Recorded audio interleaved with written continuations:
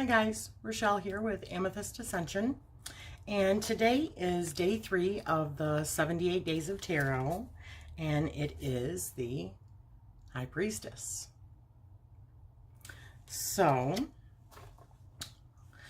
as always, I'm going to begin with the numerology associated with the High Priestess. I did get this information off of wemystic.com. And so here goes. Number 2 in numerology is ruled, it is associated, with the number 2. You can see up at the top. Roman numeral true. 2, okay? Okay, so it says, number 2 in numerology is ruled by the moon, giving it the ultimate in feminine energy. The moon is reflective of the divine feminine, because if it was not for her, we may not have human life here on Earth. It is the planetary body representative of our innermost desires, mental needs, and human emotions. But it also reflects our unconscious, such as our natural instincts, automatic reactions, and subconscious habits. In essence, the 2 represents duality in its purest form. It is an energy containing the ability to not just feel, but utilize emotions in the physical. In fact, it reflects a balance between all opposing polarities in life. Some examples of that would be masculine/feminine. You see that here? Physical, spiritual, yin-yang, conscious, unconscious, ego, higher self, emotion, intuition, fear, love, harmony, disharmony, positive, negative, and happiness and sadness. The High Priestess is card number 2 in the tarot deck. It is no coincidence that the High Priestess is also ruled by none other than the moon, just like the number 2. When this card is pulled, it displays a need to seek. One must be open to revealing the unseen and unspoken instead of what meets the eye.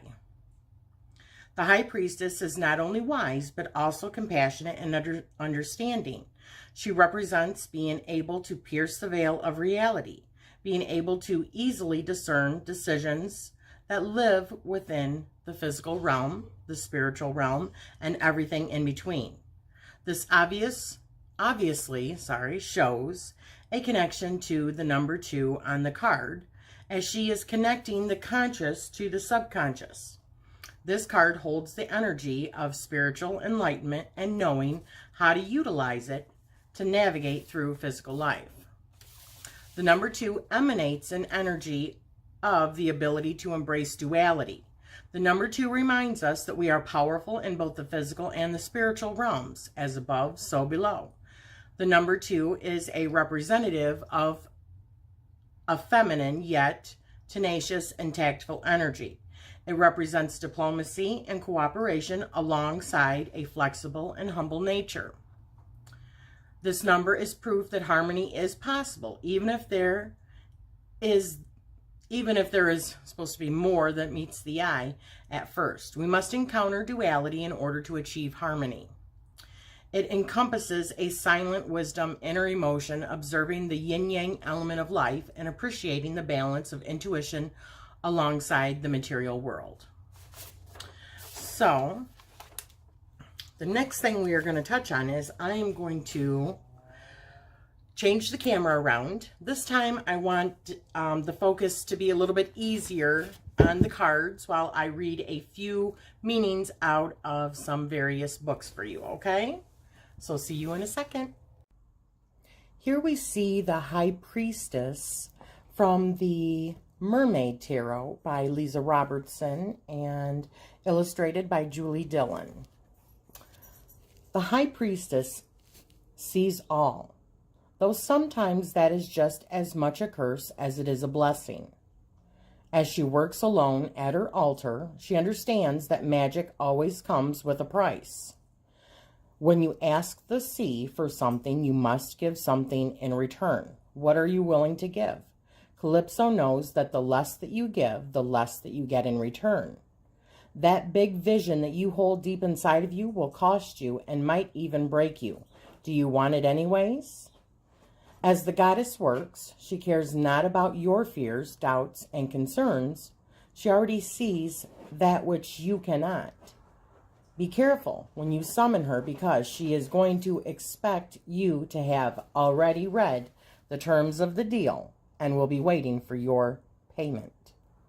Upright, the meaning of this card is, when the High Priestess shows up in your reading, you can be assured the universe knows all your thoughts, feelings, dreams, goals, and fears. There is no hiding the truth from her, for she only deals with the energy of your soul. Don't expect her to tell you anything at all. However, she may see all, but she knows experience speaks louder than words. So now I'm going to change it to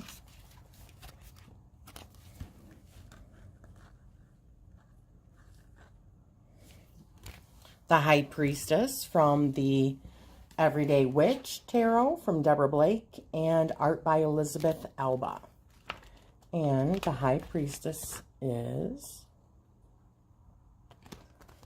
a dark-haired witch, sits on a chair, wearing her witch's hat. To either side are tall pillar candles on stands, one white and one black.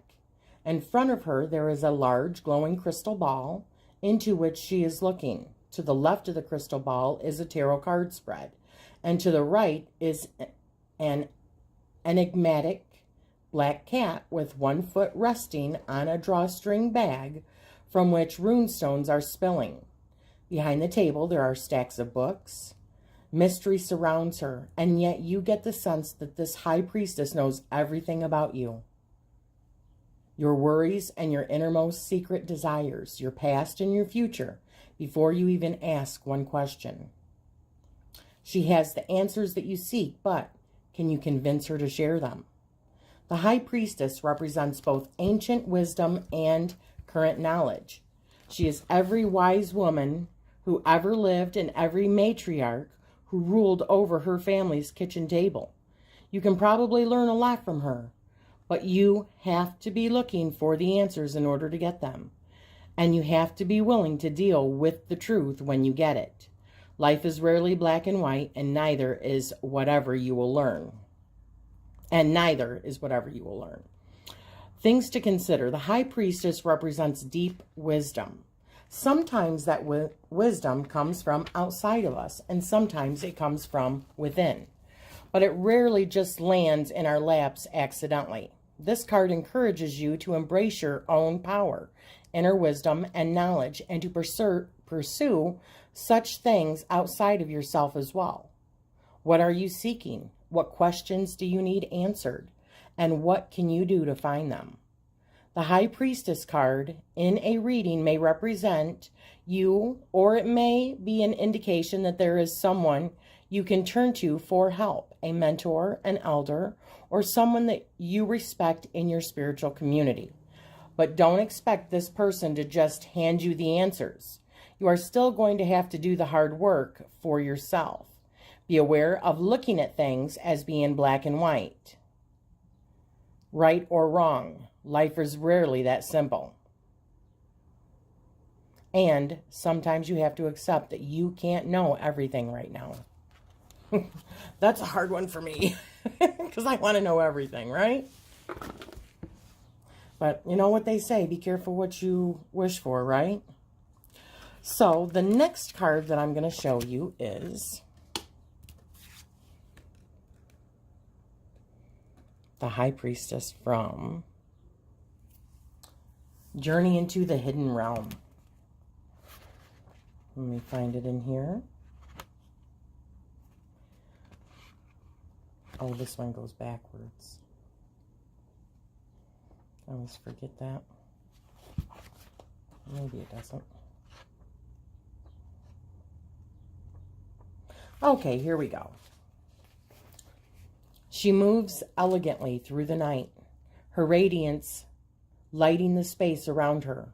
Sparkling moon dust floats on the gentle currents created by her dance, falling on her arms and clinging to her hair. Isn't she beautiful? Ethereal Luna moths emerge from the folds of her dress, flying upward and disappearing into the distance, invisible against the light reflecting off the moon. The flow of moth and dust looks like part of her dance and perhaps part of the magical communication. The moon rains secrets upon her, and she, in turn, gives secrets back to the moon. Throughout her dance, she maintains her silent communication with the otherworldly stone in the sky, made of earth but not of this earth. What do they talk about? These equally beautiful and equally mysterious beings. As mute as she is beguiling, she will never speak of the secrets shared. They are for her and her alone, just as yours are for you. Sweet silent gifts that rain down on you, if only you are perceptive enough to receive them.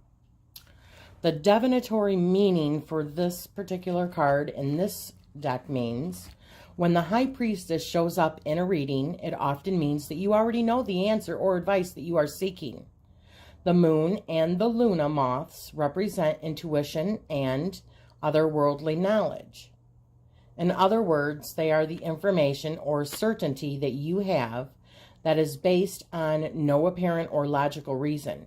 You are encouraged to trust your dreams, intuition, and psychic impressions. If you honestly believe that you do not know, then there is another answer the High Priestess offers. She is also the being who leads you to an initiation. If this is the case, when you are meant to face the situation without knowing what will happen, it is the nature of initiation to be transformed by the experience without preconceived ideas or expectations.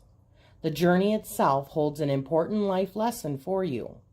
As you move forward, the High Priestess will advise you to rely on your own inner wisdom and pay close attention. Gosh, I just love this deck. Seriously. Okay, so let's move this out of the way, and I'm going to put the Rider-Waite, the Universal Rider-Waite card back here, and I'm going to talk a little bit about astrology and the tarot. The moon, the High Priestess. The moon is the ruler of the night, the keeper of secrets, and the guardian of dreams. When she takes the form of the High Priestess, the moon becomes a close and trusted confidant, able to help us understand the cycles of life and measure our responses to the ebb and flow of time. Tarot readers often recognize themselves in the High Priestess. She's a mystic seated at the gateway between this world and the next. She knows the secrets of the universe, but she shares them only with the wise. Most depictions of the High Priestess include lunar imagery. In the Wizard's Tarot, for example, the High Priestess reads cards by the guiding light of the full moon. She wears a headpiece made up of the waxing, full, and crescent moons, as well as gleaming moonlight pearls. In fact, the High Priestess is the embodiment of the moon, the luminous orb of reflection and intuition. If she seems to represent the goddess in the process, that's no accident. In ancient Greece, Selene was the goddess of the moon. She would rise from the ocean each night, freshly bathed and crowned with the crescent moon. In ancient Rome, she was Luna, Latin for the moon, or moon. The moon is constantly changing form, as moon goddesses often do. So the Greeks also knew her as Artemis, the goddess of the hunt, wild animals, wilderness, childbirth, women, and girls. The Romans knew Artemis by the name Diana. The moon is almost always paired with the sun. Some cultures consider the two luminaries brother and sister, while others refer to them as husband and wife. In either case, they are a primordial couple, and their heavenly partnership symbolizes the constant give and take between light and dark, action and reaction, masculine and feminine, radiance and reflection, and the conscious and subconscious mind. In fact, From our vantage point on Earth, the moon and the sun seem to be the same size, like Selene and Helios, Luna and Sol, or Diana and Apollo. They are a cosmic pair, equal in size and engaged in a perpetual race through the heavens. Where the sun is masculine and active, the moon is feminine and receptive. The moon doesn't generate light and heat of its own. Instead, it reflects the light of the sun, changing and adapting each day as it orbits around the Earth. Just as the moon reflects the sun's light, it also reflects our unconscious needs and desires. Because the moon is shrouded in shadows and darkness, it represents secrets and mysteries that may not be understood or even recognized. The moon symbolizes the rocky landscape of memory and feeling, brilliantly illuminated when the moon is full, but dark and shadowy when her face is hidden from view. The moon reflects our fears and insecurities as well as our desires for nurturing and safety. It describes our sensitivities, our inborn responses to emotional triggers, our instinctive responses to threats, and our immediate reactions to predatory behavior. It can relate to early childhood memories, the past, and longings for a better, more perfect life. Astrologically, the moon symbolizes the depths of personality. It has ties to memory, mood, and motherhood, along with corresponding issues of fertility, rhythms, and the need to nurture our creations.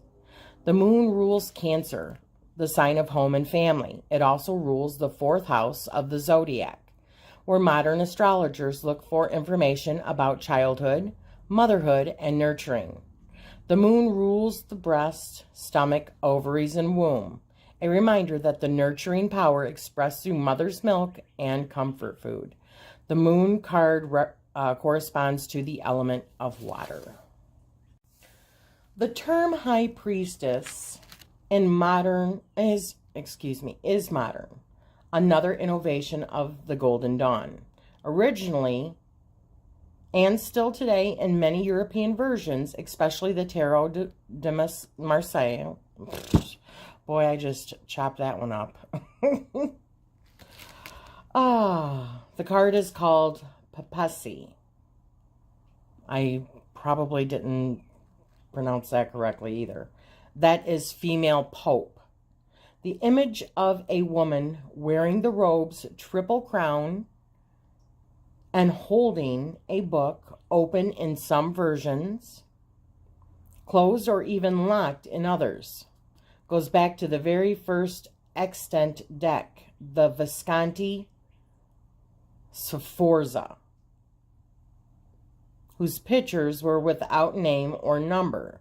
The version of the V-S shows here is a modern reconstruction. We might assume that just as the unhappy foe became the wise, innocent fool in modern times, and the juggler became the powerful magician. So, possible meanings. Like I said, I'm just going to do the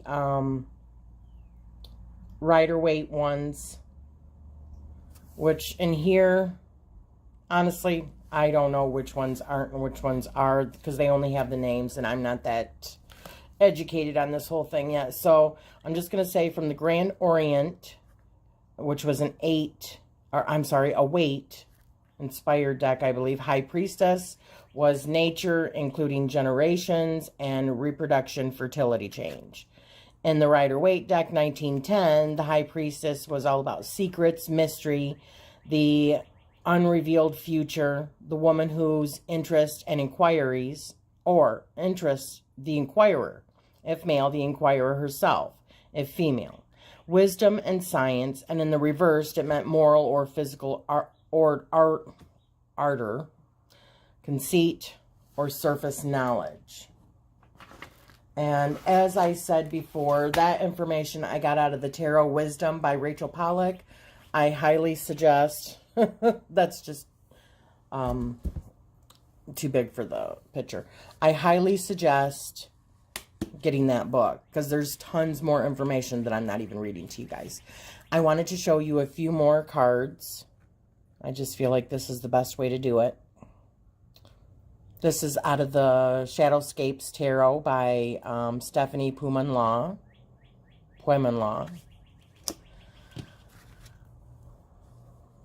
This is the High Priestess from the Gilded, which is so beautiful. This is the High Priestess from the Psychic Tarot from John Holland.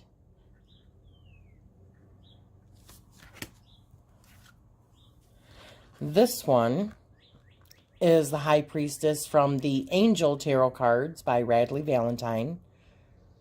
The High Priestess, Archangel Haniel. Listen to your intuition. I have patience. Oh, have patience. Consider carefully what you want before acting.